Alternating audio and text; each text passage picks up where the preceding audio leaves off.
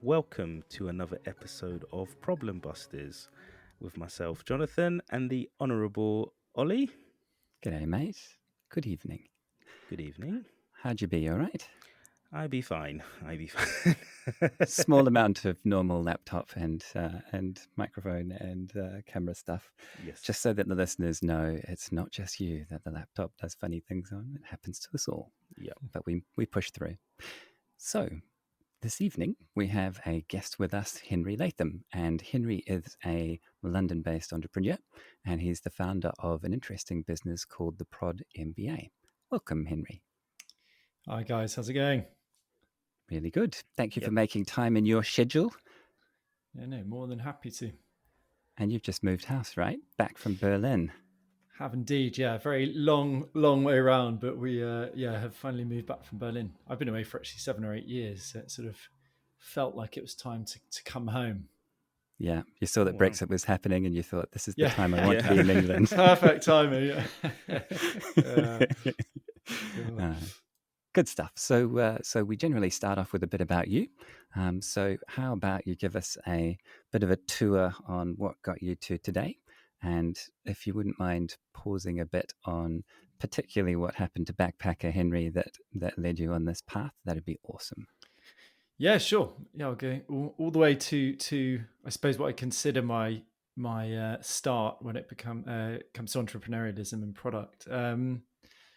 So 10 years ago, I was backpacking in Brazil by myself. I was sort of trying to self-teach Portuguese and was on a 3-day boat trip down the Amazon, which sounds really exciting. You know, imagine sort of like monkeys swinging from the trees and river dolphins, all that kind of stuff. But really, it's just a massive muddy river. And my Portuguese was pretty terrible. So I was just sitting, like reading a book and reading a grammar book as well to keep me busy.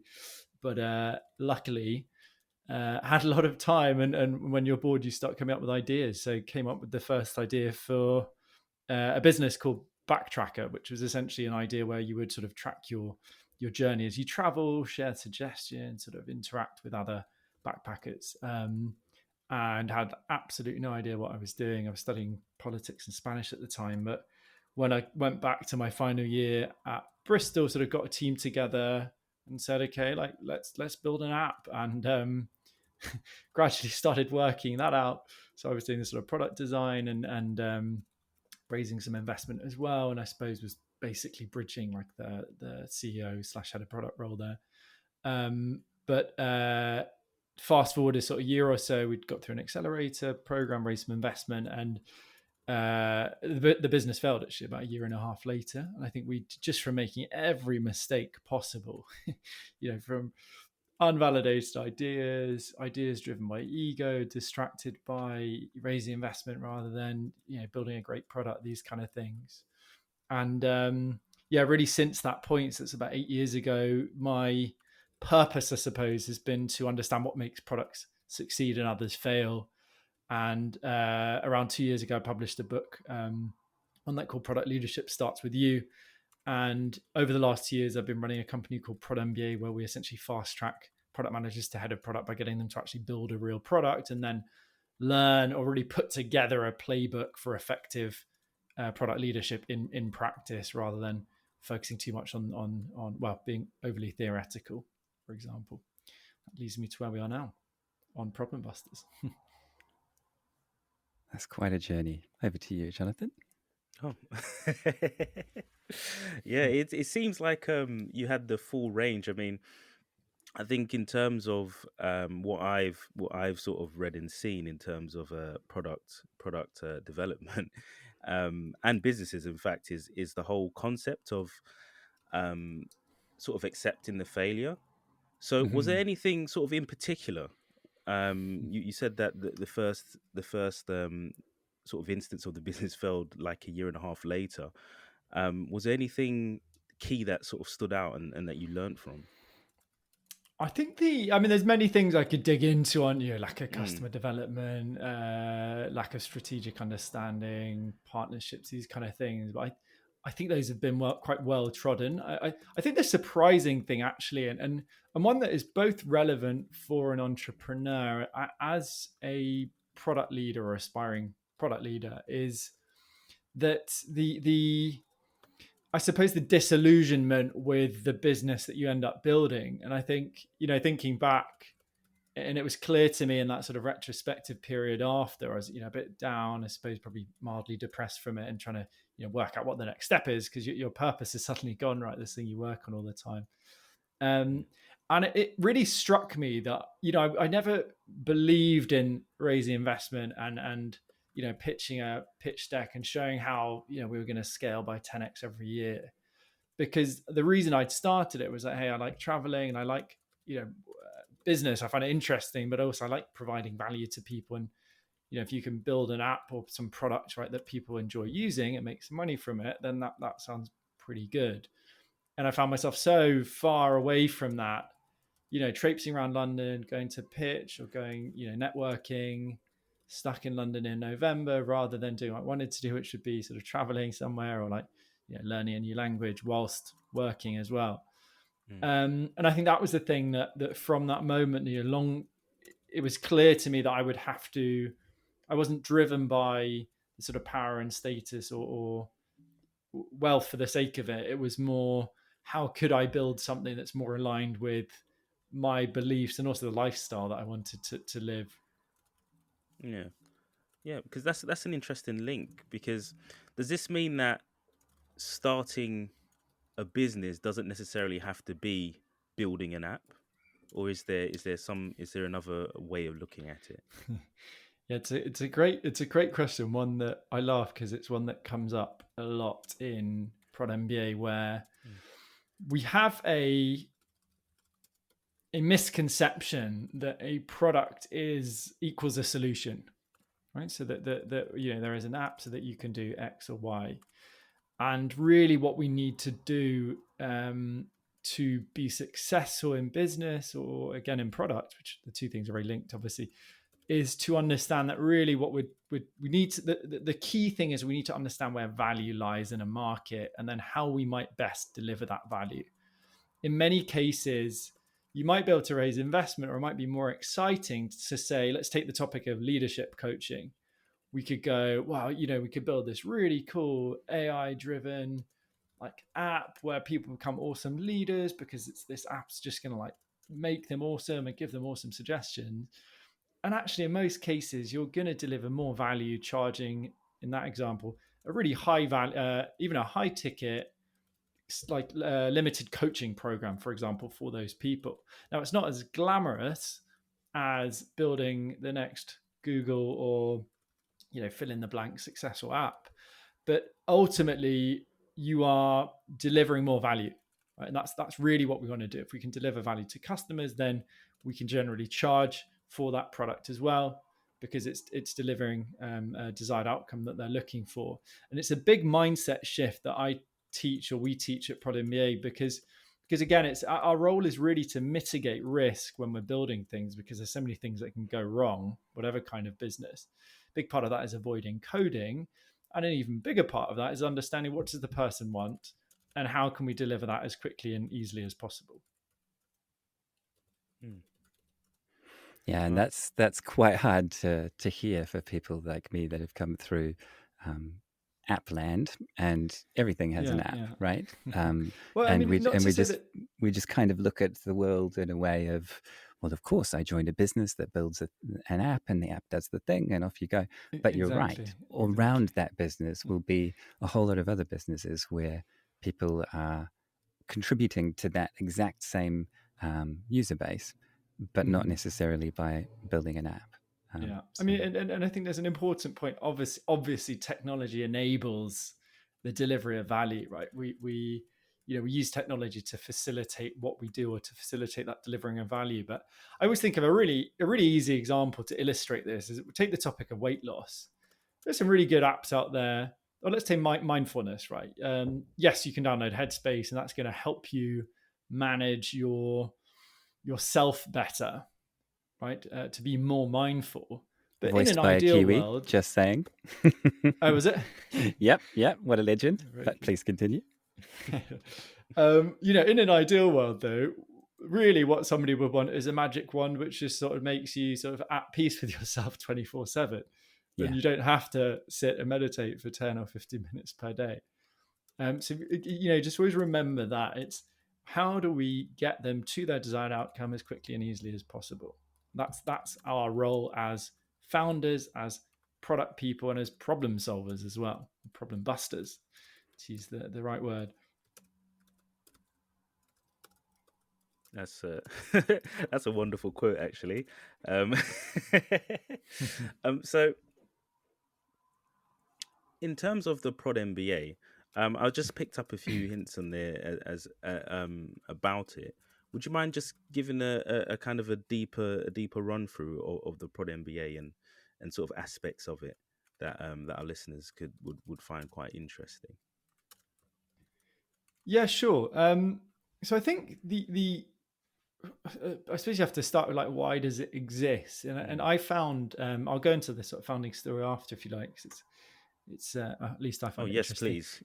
please. But it's really that the market opportunity or the market need that Prod MBA is filling is that so we specifically help product managers or even aspiring product managers in some cases to really master these sort of core competencies of product management. Right? So execution, product strategy, customer insight, and leadership and influence. And I just saw there were so many, my background as an entrepreneur plus a product person, I was seeing that there were so many courses out there and training programs and books and agile coaches that just what they were teaching was so far removed from the reality of how most of us operate in product that it just it wasn't helpful. And these are the conversations that I was having where somebody goes to product school and spends $6,000 and they get some good theory and they get a nice certificate on their CV, but they don't actually know how to navigate the real world of product, which is messy, which is uncertain, where you come up against all these challenges that I did as a first-time entrepreneur, of coming up against your own ego, learning how to zoom out and look at things objectively, learning how to operate strategically when you've got all this pressure on you and people pulling you in different directions. And that psychological aspect, really, that's what we talk about when we talk about experience, right? Is building repetitions and nuance when it comes to a subject such as building product. So what we do is teach these competencies not in sort of neat modules but instead by getting you to actually build a real product from scratch, sometimes to the point of generating real revenue with that product, because that's the best way you're going to learn, and it's the way that you're going to be as confident and effective operating as a product leader as possible. So that's really the sort of theory behind it. Awesome. That's quite different, right? Which really turns the learning process on its head and makes it a lot more hands-on. What are some examples of the kinds of things that you've seen people work on? Yeah, good. So a couple of ones recently. We had Akash, who's based in London. He looked at the problem of he was looking at, so they come in, they have to come up with 20 ideas, 20 problems, acute problems. We teach them how you sort of evaluate ideas effectively with a few different frameworks and tools. But one of the things he did, he was in the gym chatting to some ladies at the gym who were talking about the fact that they get sensitive skin because gym towels are they are quite like abrasive, right? So they leave the gym, they have a rash. If they're going to like a drinks thing after work, they don't want to look like they've got a sort of red rash on the side of their face. So he did all this discovery work and eventually came up with an idea for bamboo towels, which sounds very unsoft and sort of skin friendly, but apparently they are. So he's actually prototyped a real bamboo towel, sold it before building it, and is now actually sort of building that out and made 5 or 6 sales on the program itself. Other examples would be, let's say, like another great example is Nitin, who's based in the US. He looked at the problem of healthcare and how do you choose healthcare options in the US. He had people visibly upset, or not with him, visibly upset with this problem on the calls, right? Because it's such a big headache for them. how do you choose a good healthcare option in the US? So he ended up then prototyping that, doing a no-code prototype, and he's now launching that actually as a full-time business. So not to say that everybody sort of launches a business with us, but they're two really nice examples, I think, of again, the kind of very different solutions that you come up with. And it's what we teach is it's all about understanding where the biggest opportunity is in the market, right? So is it an acute problem you're looking at? Is it an addressable market that you can track down? Do they have purchasing power? These kind of questions.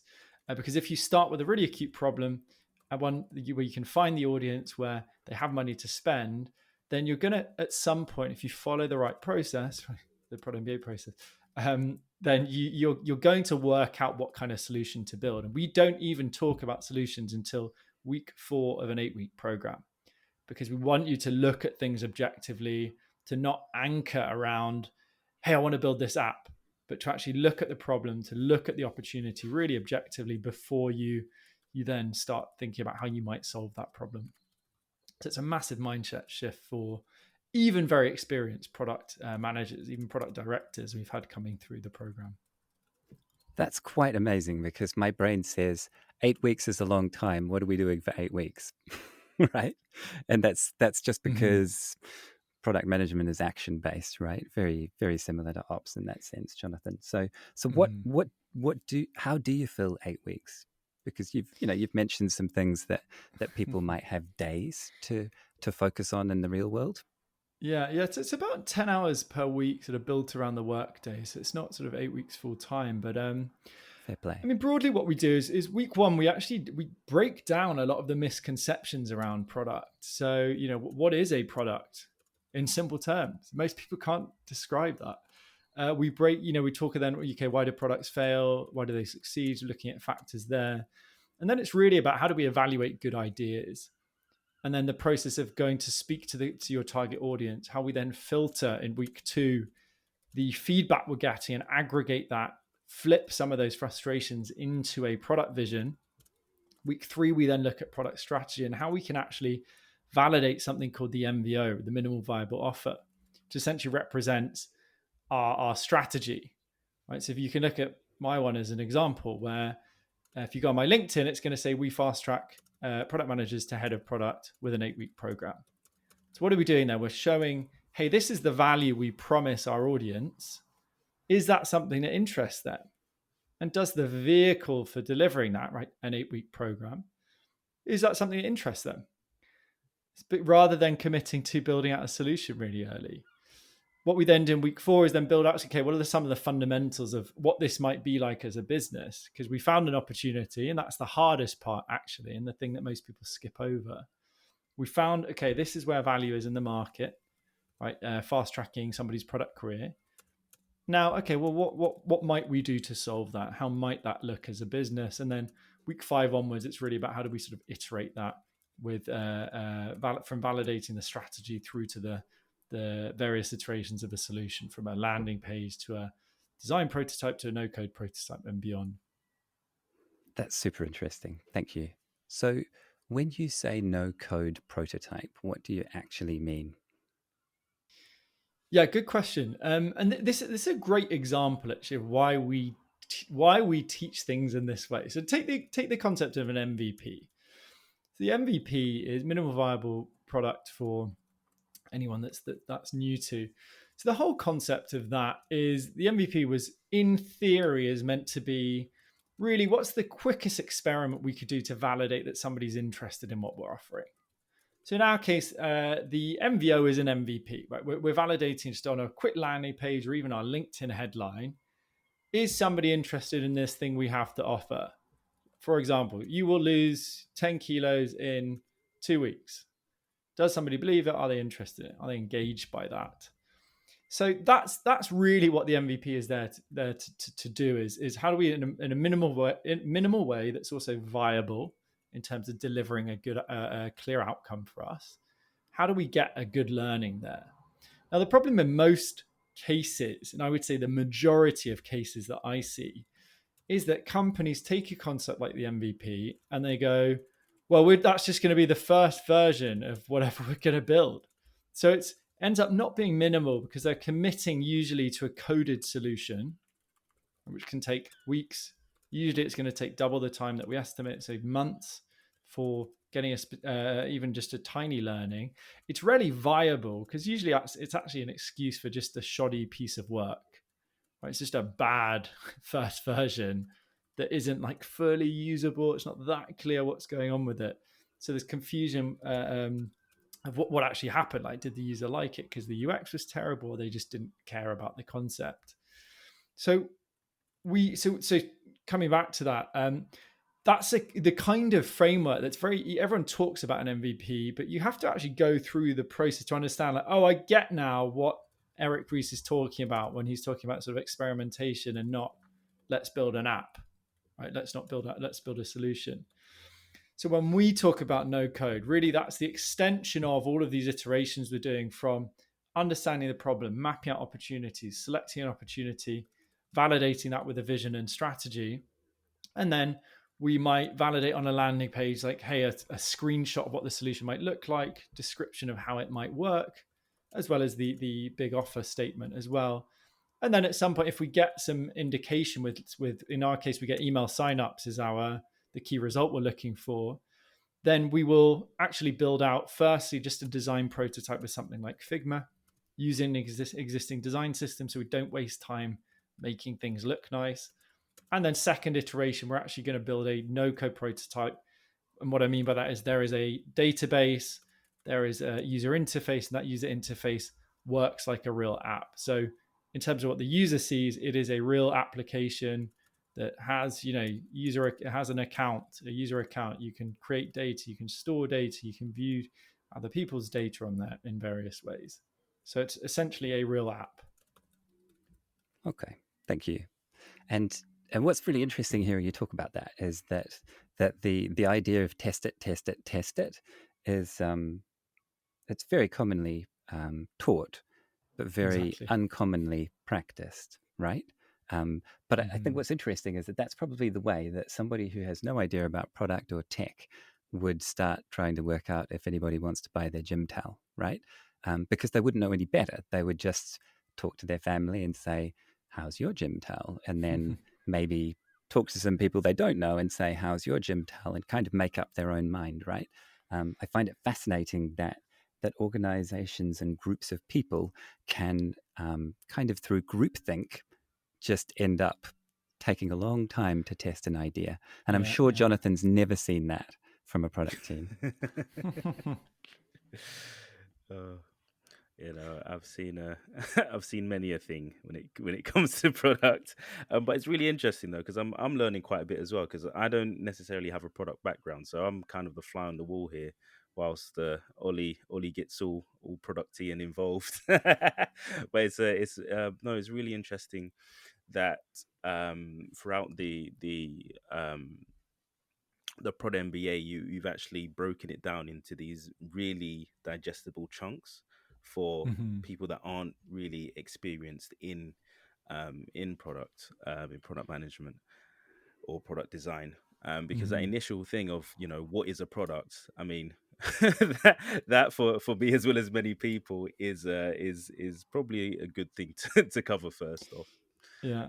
Well, it comes back to Ollie, on that point about sort of what do we call it? Following convention, right? So again, we just break that all down in week one, but I think that's it. For me, it comes from, we talk about this as well. It stems from a culture of a narrowly defined version of success, right? So if I look back again and myself 10 years ago, you enter this sort of startup world and you're told that the only way to build something is you go for like this massively scalable digital solution, and you're going to raise investment because it's something that can scale and can become like $1 billion business. And therefore you shoot yourself in the foot because, you're trying to go from 0 to 100. Right? You're trying to run before you can walk. And actually, again, a big part of what we teach is this sort of strategic steps that need to be taken in many cases. And this is so applicable for, if you are wanting to start a business tomorrow, or you are head of product at a 500-person organization, you have limitation on resources. You can't just magic wand and build this amazing application. There's learning there. There's resource allocation. So you need to be very disciplined about saying, okay, well, we can't shoot for the moon immediately. So what is step one? It might be launching a free community so that we can learn more about customer need. It might be doing some consultancy, right? It might be selling a towel prototype before you even go and get it made, for example. So we need to be super disciplined about what these steps are, because they're stepping stones, right? They're exactly what they say they are. If we don't take these sequential steps and we don't understand that we need to do that, we're always going to fail, because we're going to go and shoot too hard. Again, take me 10 years ago. Absolutely no idea how apps or technology or business works. How the hell would I ever have led a successful company with 1 year run rate? Could have happened if I was smarter, but it didn't really make sense. Actually, what I could have done is get you build a community, and then you sort of build up some experience to then use that as a springboard, use it as a base camp, right, to then sort of scale the mountain. Yeah, and what's interesting to me is that language is really important, because if you said to your family and to yourself, I've got an idea and I'm going to test it and see if it has legs, and then I might decide to put more effort into it, then I think most people could probably understand what those steps might be and kind of buy into it, and support it.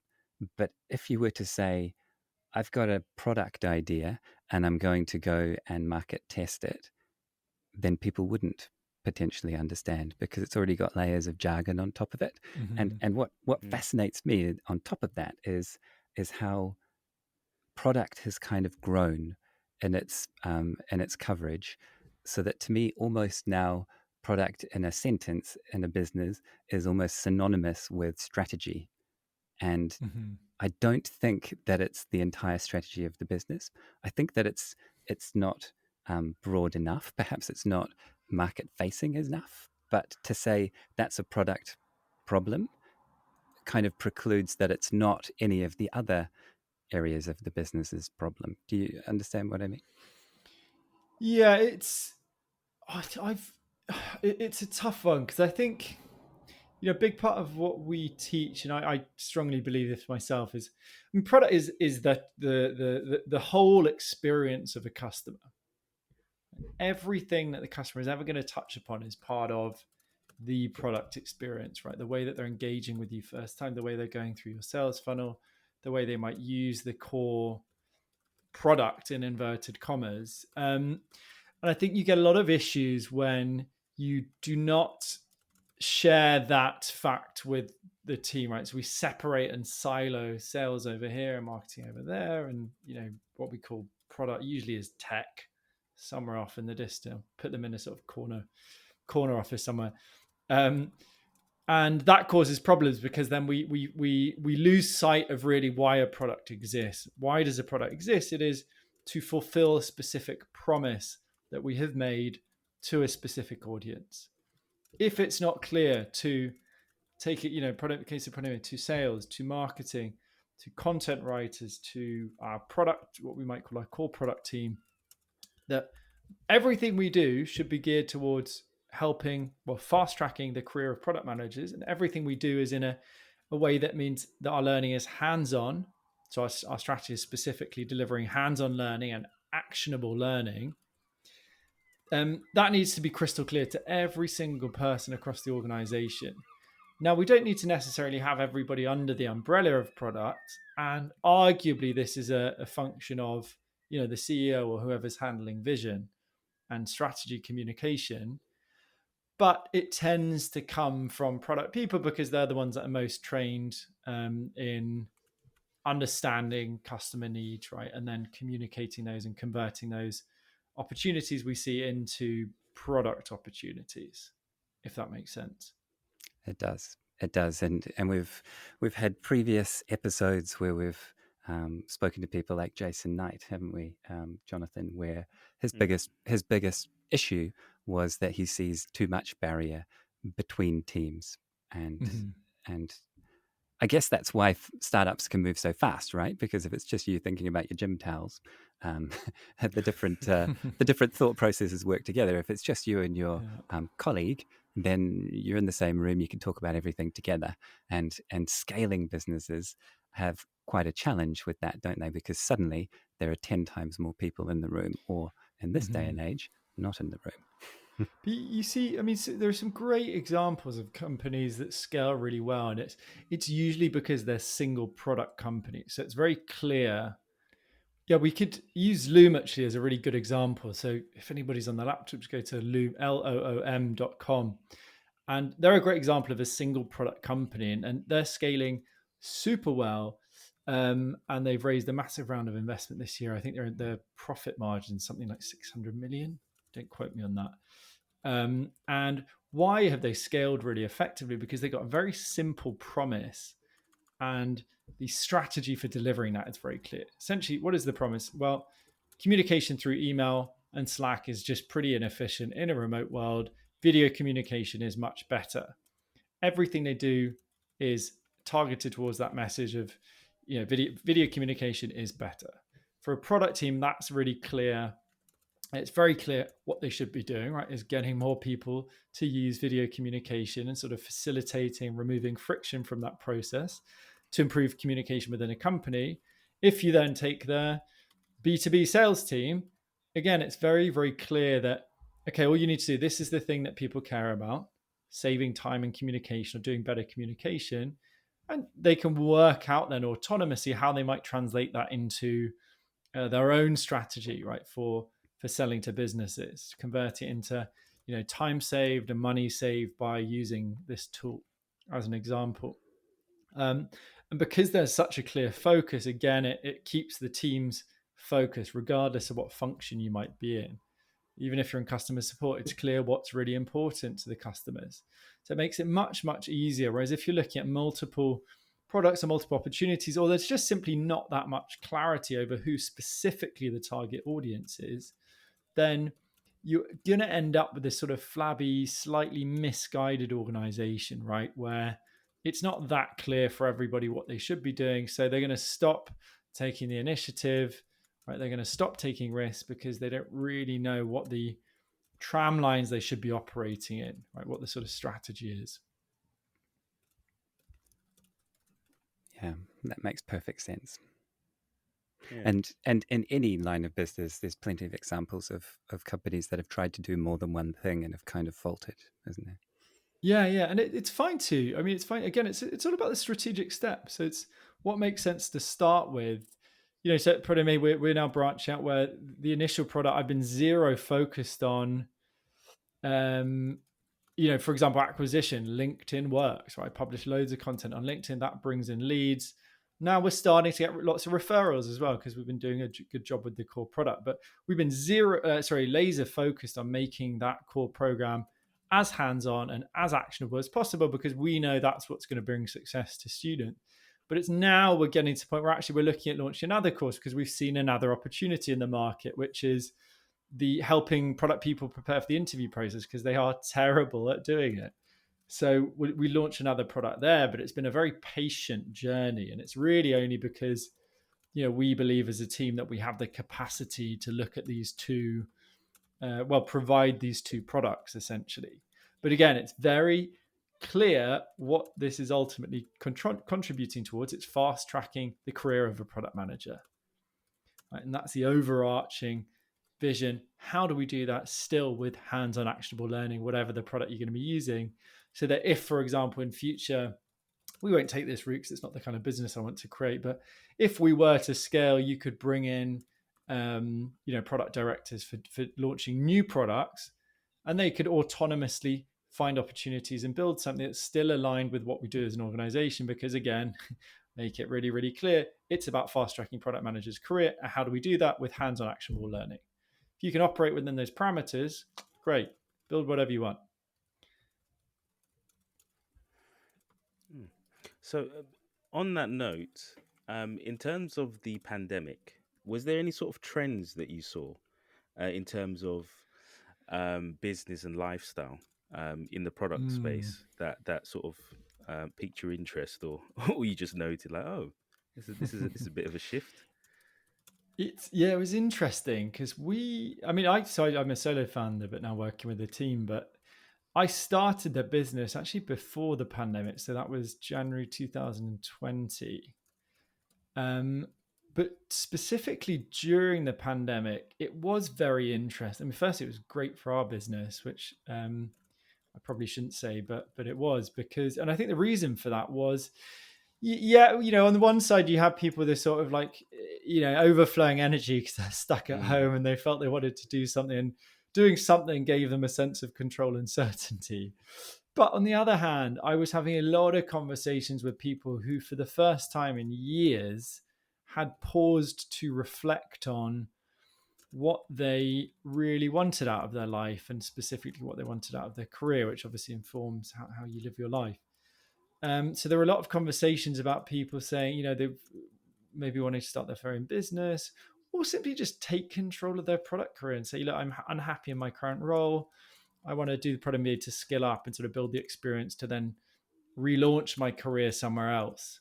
So that was something that was actually really inspiring to see. And I suspect we're going to see a massive boom in, new businesses and new successful businesses, not just because of the change in the market, but simply there are more people that have, said, right, I'm fed up. I want to actually do something about this.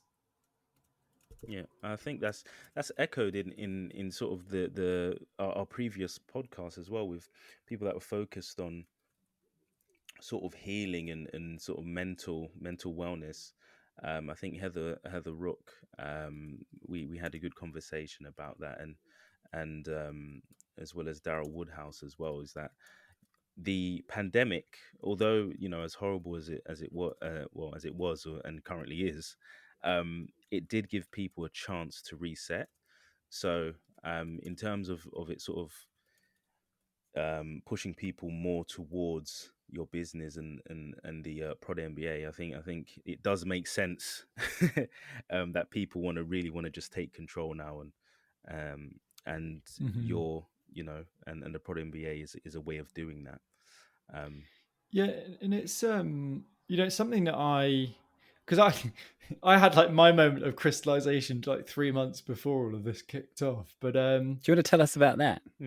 I think it's yeah, time. I will do. But yeah, and it's the reason I say it is it's unfortunately we don't, as humans, like we don't just suddenly do stuff to change our lives. It takes a moment of, usually a moment of crisis in many ways, but at least a moment of where something really crystallizes. And I think I had a similar one, as I said. I remember January the 1st, so 2020, so nearly 2 years ago. But so I'd been thinking of, so that was 6 years after starting my first business. And I've been sort of set up another business, made a little bit of money from it, didn't really grow, had been freelancing, consulting, really just building up experience. And then the last 3 years wanted to start another business. And then it was only 2 years ago, so it's January the 1st. So I do a journal every morning, and I remember sitting down. I always do an annual review.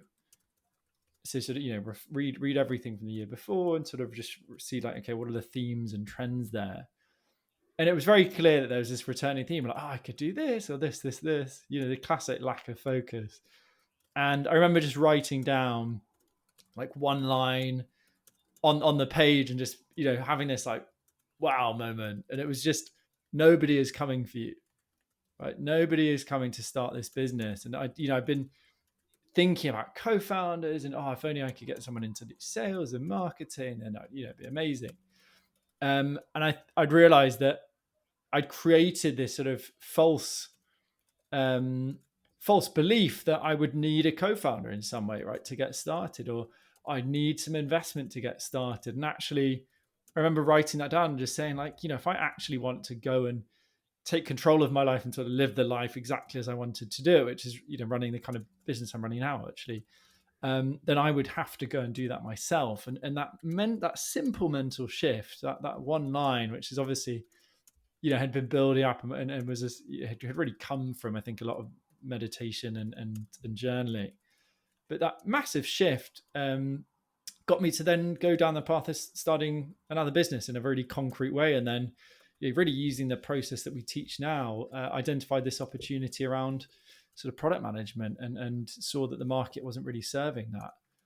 And fortunately for us, we were there just before that curve. And I think the timing, the timing was luckily good for us in that case. But yeah, I think many people had that kind of thing, right? Where it's like, oh, actually life isn't as certain as I might have thought. Or, okay, now I'm not, let's say classic example, London. It's like, now I'm not commuting 3 hours a day and, going out for drinks Thursday, Friday, Saturday. I'm actually stopping to think, like, am I happy with this life that I'm living? And I think it's great to see people confront those, whether they wanted to or not, confront those difficult questions. Because ultimately that's where you thrive, right? It's when you go through these difficulties. And again, that's why we teach Prod MBA in this way. It's that you need to go through these psychological difficulties of seeing an idea maybe fail first time, or reach out to people you've never spoken to do your validation, because that's where you're going to grow, right? If you build that habit of resilience and sort of just keep pushing through. Yes, that's a great story. Thank you for sharing it. One question that I think a lot of people have when somebody nearby says, I'm thinking about starting this thing, or I'm exploring an idea, or I'm doing something, I feel like a lot of people say, yeah, but you'll be working at it day and night. You won't have a life. The founder's life is no life for 5 years. Hopefully it pays off and then you retire. What would you say to that from experience? I would say that it is half true and half BS. I think that we have to be intentional with everything we do in life. And I think that's particularly true with starting a business. There is a path, which is the one you will see all over TechCrunch and all over the news of, go raise a load of money, 21-year-old built $1 billion business. If you take the route of investment, particularly venture capital, you have specific targets you need to hit. And that's usually about two times growth every month. You need to at least 10x yourself every year. And if you do that, you're going to hire hundreds of employees. You're going to be running around, raising investment, building a great product, right? Handling the myriad risks of a large product business. And yeah, you are not going to be able to have a very good work-life balance.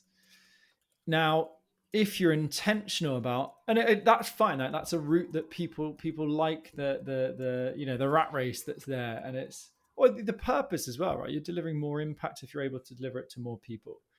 Personally, I made a conscious decision to not do that kind of business. And yes, it's hard work at the beginning, whatever you're going to be doing, particularly as a solo founder, like you're working, 10 plus 12-hour days. But if you are conscious about how you shape that business, then you don't need to be doing that.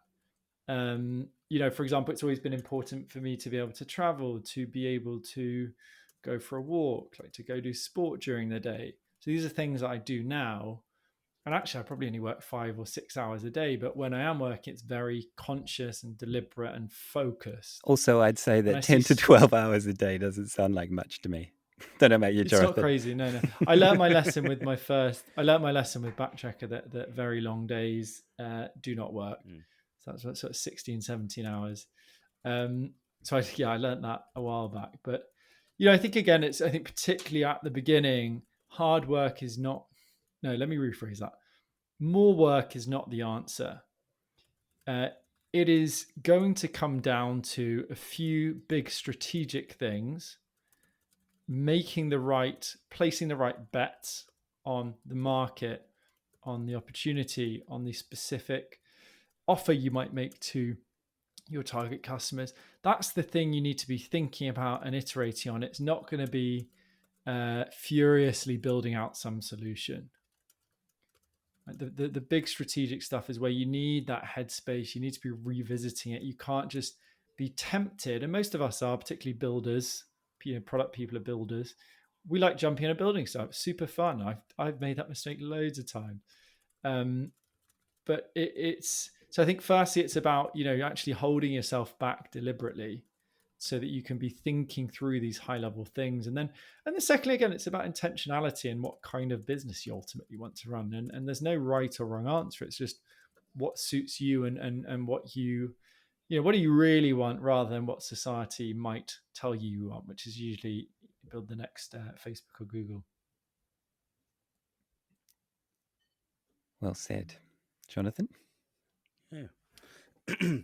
Sorry, I was taking that in. I was like, oh yeah.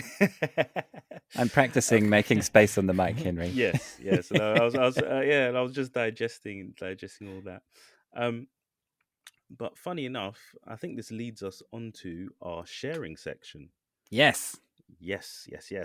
So, this is the section that we usually take to get to know our guests a bit more, or get everybody to know you, and what your likes are, what movies you like, what books have you read, along those lines. So, first off, this is a bit of a biggie to start with, but who do you most look up to in the world? That is a tough question. I was thinking, oh my God, I've got no answer. And then actually immediately it struck me as an obvious one. I think it's someone called Ryan Holiday. And the reason I say that is I think that, Tim Ferriss would be another one.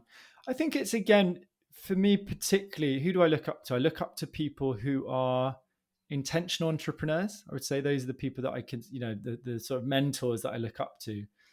Or I aspire to live like. And Ryan Holiday is a very interesting one. He was head of marketing, I think he's age 25 or something at American Apparel.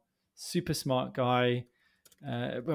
Obviously far more successful than I will ever be. But he had, again, that kind of moment of like, well, do I really want to be working at a big company? Seeing that company implode. And then since then, he's actually launched his career as an author. He writes a lot about Stoicism and sort of how the ancient Greeks lived, and really about how philosophy should be a practical guide to living well. And he's published a load of books, but does a lot of consulting as well. And again, just a very intentional life. Like, he lives on a farm in Austin, Texas. He works like 4 hours a day, spends a lot of time with his kids, out running, turns down all of these sort of speaking gigs or money-making opportunities that he could, quite easily do. And I just have a massive amount of respect for the wisdom that he passes on in his writing and the way that he lives his life. And also that he's somebody that actually follows through with the philosophy he espouses. There's so many examples of Brewdog was one recently where the founders bang on about being carbon neutral and having a great impact, and then they're off flying around in private jets and shit talking their employees. So somebody for me that lives the morals they teach and is aligned with sort of where I want to be in the future. Ryan Holiday is a good person to start with. And if you want a specific thing to start with, amongst many very good books, Ego is the Enemy, I think, is a great book to start out with. Whether you're in product, whoever you are, whatever you're doing, great book to read. Awesome. Thank you for sharing that. I think I might pick up that book as well, actually. It's an easy one as well. Yeah. It takes, you get through it in about 8 hours. Awesome. It sounds really good. Funny enough, you answered 2 questions in one. My next was which book has inspired you recently. Unless it's a different one. I could sort of twist that question and ask which sort of movie has inspired you recently. Oh, that is a good question. I'm not very good with movies, but I mean, books, I've got a lot up my sleeve. I'm just thinking in terms of today's conversation. I mean, there's 2 areas, right? There is, I suppose, career development, and then there is intentionality.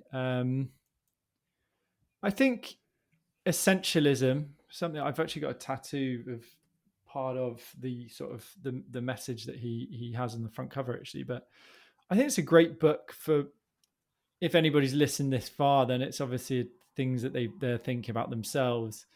Essentialism by Greg McKeown really teaches you how to operate in a way that focuses on things that are really important. So as an entrepreneur, again, it's not how many hours you're going to work. It's how good are you at zeroing in on the one thing that really matters and cutting out all the noise. If you're a product leader, how good are you at understanding what your strategy is, what your place in the market is, and then obsessing over delivering that and staying very focused on that? That's going to make you really effective. If you are somebody that goes, I'm unhappy in my career, I'm not sure what to do next, it's going to help you cut through the noise and discover what that, purpose or at least that next step might be. So I think Essentialism by Greg McCown would be a good place to start. And well done, Greg. You have made it into body art. Yeah, yeah, that's true. It's a sign of a good book. Sure is. Were you going to bring some up around career development? I think, in terms of specific books. Yeah. Yeah, I mean, there's a lot of places so I do a lot of reading, so it's always have a look at my bookshelf. Here's one I prepared earlier. I think I'm going to stick with that because I don't want to go too product specific. I think Essentialism is just a great, it's linked with, I could talk about my book, Product Leadership Starts With You. But I mean, a core message of really my teaching, I think, or my personal philosophy is that whatever you do, it's particularly true of product, you need to start with the foundations. And that comes really down to your decision-making and how you manage yourself. So I talk a lot about how, if you are mindful, then you can detach yourself and zoom out effectively, make better decisions. If you are resilient, then you're going to be able to actually stick with difficulty and stick through failure with things. Again, you're going to make, therefore, better decisions. Finally, if you can focus on the essential, you're going to be great and one of the rare people that can really zoom in on what matters and then compound the success of that one thing that really matters. So I like that. I think we talk so much about frameworks and should we use, a RICE framework for prioritization or this other thing over here in product particularly. And actually a huge amount of success comes down to managing yourself effectively as a foundation, upon which you build experience, upon which you use frameworks, right? And use the right theory of, in this case, product leadership.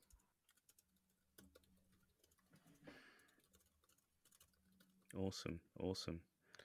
So in terms of managing yourself effectively, what tech is improving your life at the moment? Oh, good question. I think that it's quite specific to me as an entrepreneur. I think this is really useful. There's so many automations you can use. Oh my God. I think if we run Prod MBA 3 years ago, we would have to have at least 2 employees managing sales and marketing. So Active Campaign is a great tool. Probably not, if you're starting out, I'm just going to give some actionable advice. If you're starting out, you probably wanted to stick with something like MailChimp. You do sort of free email series, right? It's got some basic customer management. As you start scaling up, you want different automations, and Active Campaign is great because it's things like we can automate a sales funnel. So if, somebody comes to the website, they join our emails, they click through to something, they might book a call or an application for Prod MBA. All of that is just tracked and automated on one platform. And you can auto invoice if a new cohort starts for me.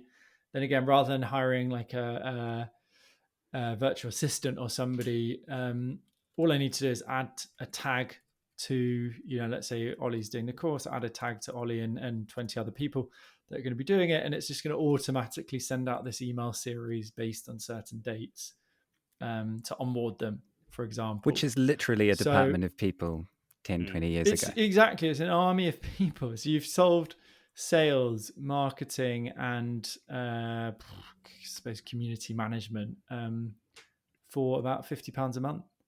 So I think if you're somebody that's just getting your first sales, I would even say once you've made your first 1 or 2 sales, it's a very good investment to make. Because also there was a quote by Tim Berners-Lee about the fact that products come and go, but data will be there forever, right? You want to start with a really strong foundation of data. It's really hard to sort of go back, almost impossible to go back and sort of drag the data out of all these different tools. So you want to start from not quite day one, but maybe month 3 with some really strong sort of customer management tools, because products, most products rely on sales, right? You have to sell, you have to market things, and that can be productized and automated really effectively. Makes me think we should probably be doing that for the podcast, Jonathan. Yes. Yeah, try it out. Do the free trial. I've got a referral bonus I can send you away. Ooh. Yeah, no, definitely. Here's another biggie. What is the one thing you'd like to change in the world? Oh God, that's a tough question. That is a tough question. I think it would be, have I got a magic wand, or is this just You've got a magic wand, yeah, for you've sure. got a magic wand, yeah, you definitely. I think it would be I'm not going to be boring and say world hunger, and although that's obviously a very noble cause, Yes. but I think it would be for people to qualify the fears more effectively. So what do I mean by that? For example, thinking that if they want to start a business, they don't need to jump ship and resign and go all in. They can take these really small steps to start that business over a couple of months, over a couple of years, with zero risk. And if anything, it's going to just energize them if they're spending 30 minutes a day on something purposeful like that, because they're building good skills and it's exciting. So I think just realizing that generally the idea of things is more scary than the reality, and that any fears we might have or any risks can be mitigated pretty easily with a little bit of planning. Nicely Nice. put. Yeah. Nicely put. So if there was one thing that people would take away from this episode, what would you like it to be? I would like it to be on that previous note, and I think really you see a theme right with our philosophy, is if you want to do something, just write down what could the smallest, firstly write down what it is you want to do, because having something on paper can be quite powerful. Secondly, just say, what is the smallest first step I could take to move towards that goal? And then integrate that into your calendar for the next 7 days, right? So, if it's, hey, I want to start a business, why don't you do 20 minutes a day reading this book on, whatever it is, a good business book, for example. Simple as that, because that's going to just create a little habit that's going to start building up, that's going to become a bigger habit, that's going to stack with other habits that eventually becomes running your own business, or whatever your goal might be.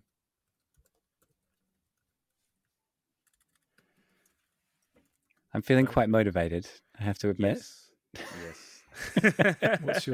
What's your thing this week then, both of you? Shall we just share it while we're nice and private before somebody else goes and does it, Jonathan? Yeah. Oh God, no, I am inspired, and I think it's I mean, for somebody that's not really product focused, in my day to day, I mean, to a degree, obviously I am. There is some overlap, but yeah, it's really inspiring to know that there are these options out there, and it's not as daunting, because the barrier to entry is not as high as people perceive, especially myself. 100%. So wonderful. I mean, if you want to get started as well, for anybody listening, just go to Prod MBA, and if you sign up, we've got a 7-day free email series, which actually outlines quite a few of the points I've covered in more detail. So you can get started then. And I think if anybody wants any specific steps, always message me on LinkedIn. Always happy to help out. Perfect. I think that was going to be my next question. I was about to ask, how can I people... realised I probably shot the gun. No, it's perfect. I was just about to say if there are any other methods that people can contact you or find out a bit more about the Prod MBA. Mm-hmm. Yeah. So, specifically, you can add me and chat to me on LinkedIn. So linkedin.com/Henry Latham. I post every day as well about product and entrepreneurship and general sort of life topics I'm thinking about. And prod.mba, you can have a look at the course if you want, or just sign up for that free email series and get started. Perfect. Awesome. Perfect. And you mentioned a book earlier. Is there anything else you'd want to sort of Yeah, if you put our wanted listeners to onto? dive into the topic of managing yourself effectively as a product leader or aspiring product leader, you can go to amazon.co.uk. Well, Amazon, wherever you are in the world, just search product leadership and you should see number 1 or 2, Product Leadership Starts With You by Henry Latham. So that's for cost price. So it's 99 cents on Kindle. It's about £4 on getting a physical copy. So we'll just do that really for free. And that should be a good way to open you up to maybe a different approach to product and product leadership as well. I really like that you're offering it at cost to just get the good word out. Good for you.